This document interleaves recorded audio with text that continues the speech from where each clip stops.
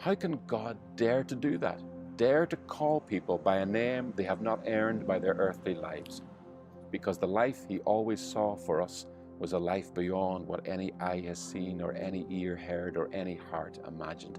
And he knows that such a life must be received by faith. And how are men to receive if they've never heard of such a life? And so he fills his people so full of his Spirit that they no longer see themselves, or indeed any man, according to the flesh, but speak to men as they are carried along by the Spirit who carries our thinking, our seeing up into the heavenly realm.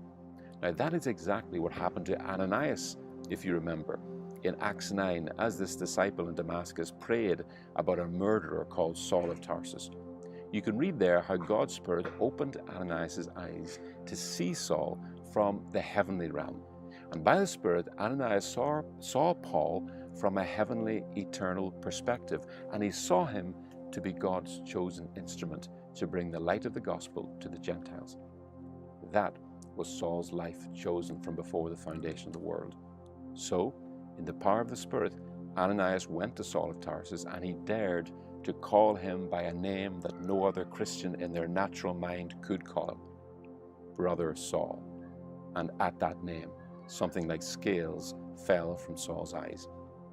You and I, church, have been given the gift of the Holy Spirit, the capacity to see what God sees, his eternal view, his heavenly perspective on people's lives, for this reason, that we too, in being filled with his Spirit, would find within us a love of people that casts out the fear of calling them by a name that makes no earthly sense given what their life looks like.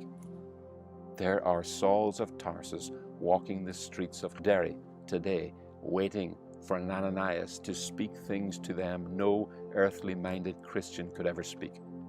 There are homes as alien to everything Christians believe as that of Cornelius' household to the early church, whom, like Cornelius tonight, are crying out, waiting for a Peter to see into the heavenlies and to see God's vision of their lives, and then be carried along by the Spirit to their front door to declare to them his eternal vision and calling on their lives.